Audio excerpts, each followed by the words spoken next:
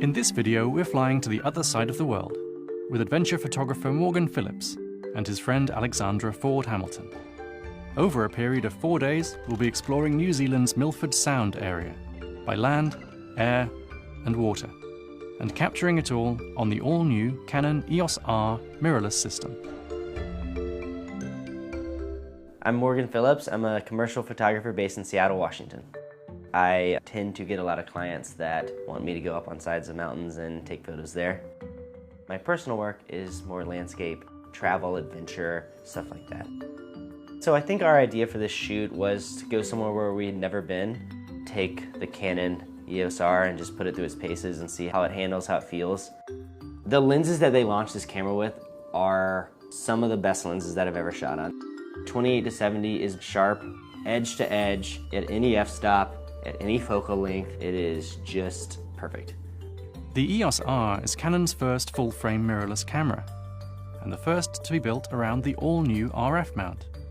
The EOS R incorporates a high-resolution 30.3 megapixel CMOS sensor, which supports dual-pixel CMOS autofocus and 4K video recording. Despite the EOS R's compact form factor, it includes a high-resolution electronic viewfinder and a tilting, touch-sensitive rear screen. The EOS R was launched alongside several new RF mount lenses, including the unique RF 28-70mm f2.L, a fast, tough standard zoom. For photographers with an existing collection of Canon primes and zooms, adapters are available, which allow for EF lenses to be used on the EOS R with virtually no limitations. So after about a 24-hour flight, we got to New Zealand. Flying into Queenstown was absolutely incredible. You just kind of fly through this valley and you just see mountains surrounding you. So on this trip, I decided to bring my friend Alex. She is a talented model, someone I've worked with before, and also a photographer. Day one, we woke up pretty early. We found a hike that was a great opportunity to test the low light capability of the EOS R. It handled pretty well. The grain was very controllable. Went to the top, saw some goats, saw a beautiful sunrise. After we got done with the hike, it was time to pick up our rental car. We got a Land Rover Defender that was made in 1903, but it was a good subject for photos. We headed about an hour east of Queenstown. We did the root burn track. You definitely don't feel like you're really hiking. You feel like you're walking in some sort of nature trail, but you're doing it for miles. Light kind of dappling through the trees, but it's definitely very soft. I think that's kind of my style anyway, so it was perfect for me. We set out to take some photos before the sunset that day, just trying to make it work, see what we can get. After the root burn track, we had about a 5-hour drive that took 7 hours because the Defender can only go about 12 miles an hour. But apparently we had timed it right and got to New Zealand during the bloom. And it was absolutely gorgeous, purple flowers that are just very photogenic and great for portraits. I hope this doesn't make the cut. The part where I'm small and I need a step stool. We set up the Defender for a couple shots. Oh, the light's coming out. Got the mountains in the background. We have the Lupin field. I think it looks pretty good, right?